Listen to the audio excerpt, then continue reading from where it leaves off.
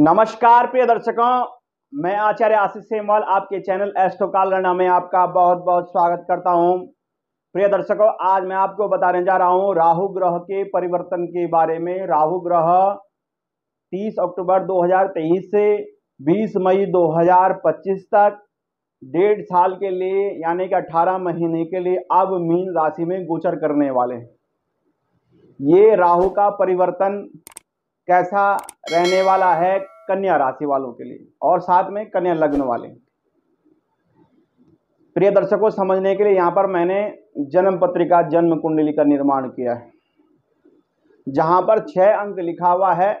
ये आपकी राशि कन्या राशि है और जहां 1 अंक लिखा हुआ यानी अष्टम भाव, वहां पर राहु विराजमान रहेंगे 30 तारीख तक, 30 अक्टूबर तक।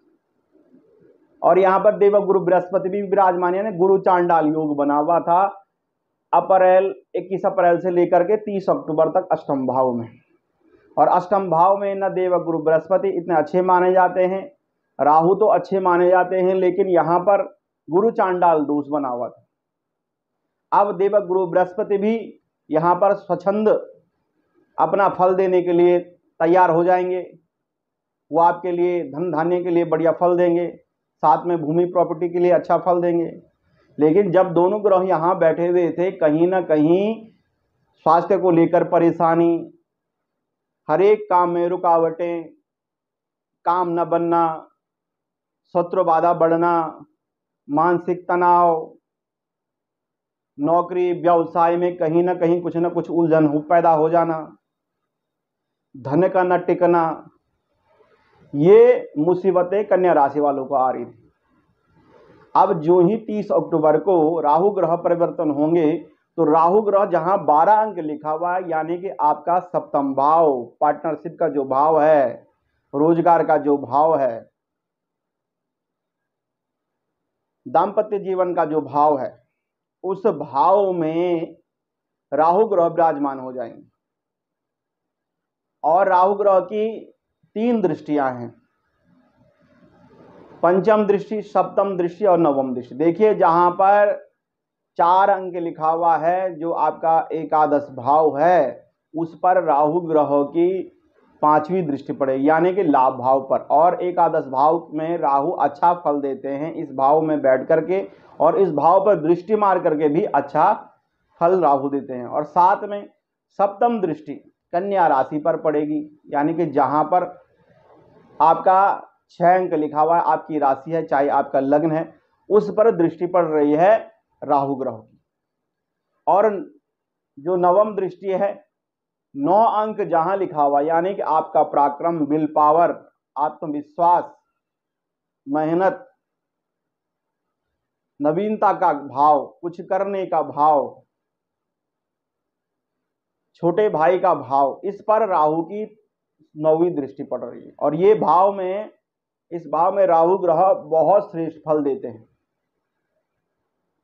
तो राहु ग्रह इन तीनों भावों में दृष्टि संबंध बन करके, और साथ में जहां बैठे हुए हैं सप्तम भाव में, क्या परिवर्तन आपके ऊपर आएगा। सबसे बड़ी बात तो ये हो जाएगी, राहु ग्रह जब लाभ पर दृष्टि करेंगे तो यहां पर लाभ के अवसर बनेंगे, यानी धन धान्य के लिए, लाभ के लिए, कुछ उन्नति करने के लिए अचानक आपके अंदर कुछ बदलाव आएगा। आपकी नौकरी में बदलाव आएगा, व्यवसाय में बदलाव आएगा, रोजगार में बदलाव आएगा, कुछ नई चीज आप जोड़ेंगे और नया कुछ करेंगे दिमाग से इन 18 महीनों में।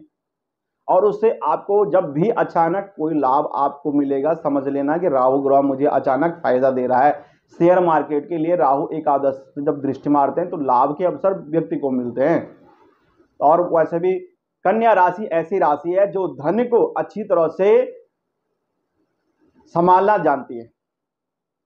लक्ष्मी की जो राशि मानी गई है, वो राशि मानी है कन्या राशि। क्यों? कन्या जब किसी घर में जाती है और उस घर का सही तरह से पालन पोषण करती है, चाहे आमदनी कम है, उनकी हस्बैंड की सैलरी कम है या ज़्यादा है, उसी में वो क्या करती है, अपना गुजारा करती है। तो ये कन्या के अंदर क्षमता होती है, कन्या राशि के अंदर सही तरह से मेंटेन रखने की, और घर में लक्ष्मी को बचाना, यानी कि कुछ पैसे परिवार में लगाना, कुछ पैसे सेव करना, ये कन्या राशि का सबसे बड़ा गुण है। और कन्या राशि का यही गुण इस राहु के परिवर्तन से बहुत लाभ आपको देगा कन्या राशि वालों। साथ में कुटुंब में जो है आपसे जो बड़े हैं और व्यापार में, रोजगार में, नौकरियों में जो आपके सीनियर है उनसे भी आपको लाभ होगा, और साथ में जूनियरों, छोटों से भी आपको लाभ होगा। देखिए राहु की दृष्टि एकादश भाव में जब भी पड़ती है तो बड़े जो होते हैं उनसे लाभ होता है, साथ में तृतीय भाव पर दृष्टि पर छोटों से भी लाभ है, परिवार के बड़े बुजुर्गों से, और साथ में जो आपसे छोटे हैं उनसे भी आपको सहयोग मिलेगा हर एक काम में, और उस सहयोग से आप उन्नति करेंगे। समाज के अंदर मान सम्मान प्रतिष्ठा आपकी बढ़ेगी। यहां पर व्यापार भाव में राहु का हो जाना माने जो पार्टनरशिप के काम होते हैं सप्तम भाव से देखे जाते हैं। साथ में दाम्पत्य विवाह का योग होगा, अचानक विवाह का योग बन सकता है, प्रेम अफेयर लव लाइफ का योग बन सकता है अचानक। और साथ में दाम्पत्य जीवन में हल्की फुल्की मतभेद की स्थिति भी, राहु जब सप्तम भाव में बैठते हैं तो व्यक्ति के जीवन में दाम्पत्य को लेकर थोड़ा परेशानी होती है।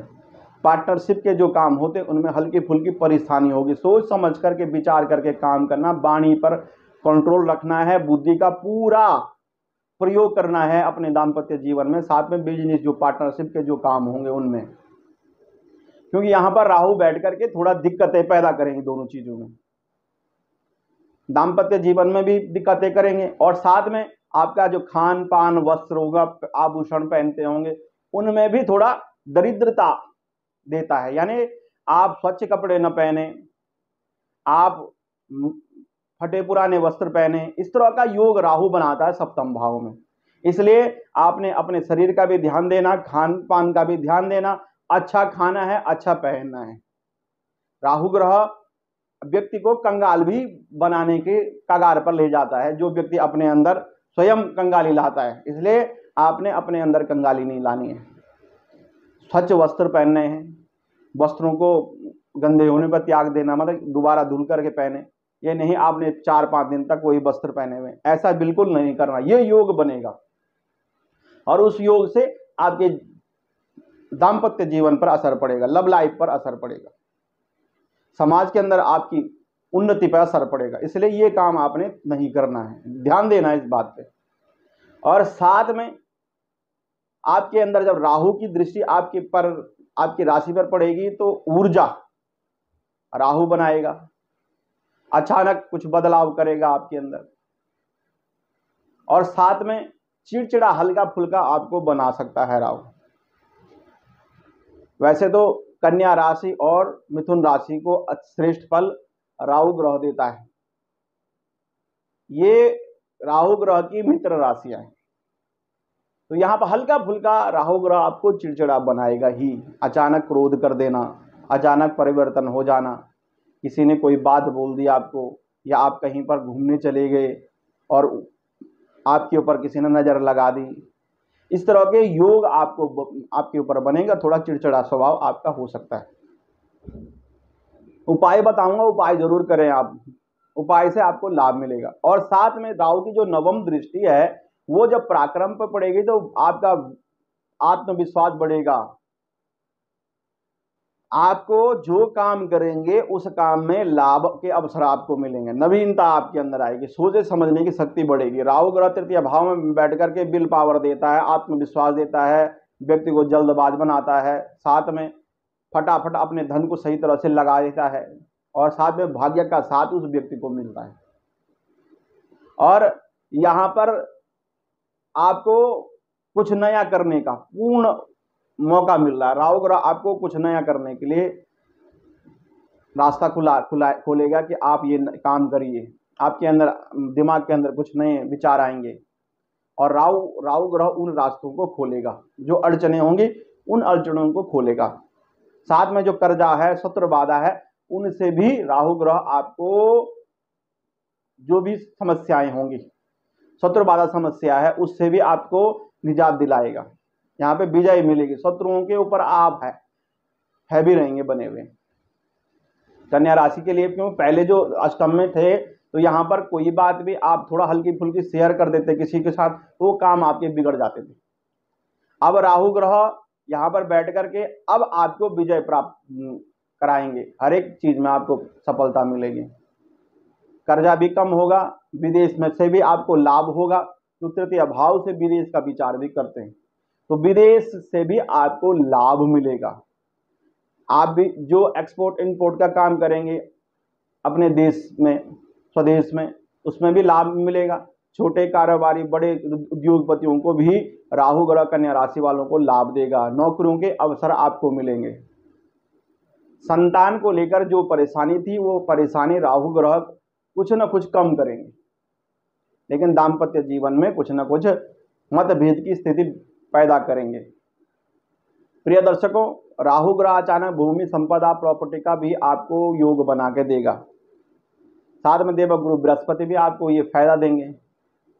अब उपाय देखिए क्या करें। राहु ग्रह की प्रसन्नता के लिए गायों को बुधवार के दिन चारा खिलाना, पक्षियों को दाना देना, और साथ में कुल की देवी देवताओं का पूजन पाठ करना, उनकी प्रसन्नता के लिए कार्य करना। भैरवनाथ की प्रसन्नता के लिए रविवार के दिन भैरव के दर्शन करना, और अपने कुल के देवी देवताओं के लिए कुछ दान पुण्य करें, यानी कि उनके लिए कुछ वस्त्र इत्यादि दें, या चांदी का छत्र आपको चढ़ाएं कुल के देवी देवताओं को। राहु ग्रह आपके ऊपर अचानक, जो छाया ग्रह होता है राहु, छल है राहु, छाया है राहु, और ये आशीर्वाद रहेगा आपके ऊपर, पितरों का आशीर्वाद रहेगा, कुल के देवी देवताओं के आशीर्वाद रहेगा, उनकी छाया आपके ऊपर रहेगी। आपके पिता की छाया, माँ की छाया, अगर आपके माता पिता नहीं हैं तो उनकी छाया भी आपके ऊपर रहेगी, अगर आप अपने पितरों की प्रसन्नता के लिए कार्य करते हैं। श्राद्ध आने वाले हैं, पितृ श्राद्ध, उनमें अपने पितरों को तर्पण दें, उससे आपको लाभ मिलेगा। ये उपाय करेंगे तो बहुत फायदा होगा ये 18 महीने में कन्या राशि वालों के लिए। प्रिय दर्शकों, अगर आप अपनी जन्म पत्रिका, जन्म कुंडली मुझसे दिखाना चाहते हैं, नीचे अपॉइंटमेंट नंबर चल रहा है, इन नंबरों पे आप संपर्क करके अपॉइंटमेंट लेकर आप मुझसे बात कर सकते हैं। प्रिय दर्शकों, अभी के लिए मुझे अनुमति दीजिए। नमस्कार, जय माता दी। कमेंट में जय माता जरूर लिखें। जय माता दी।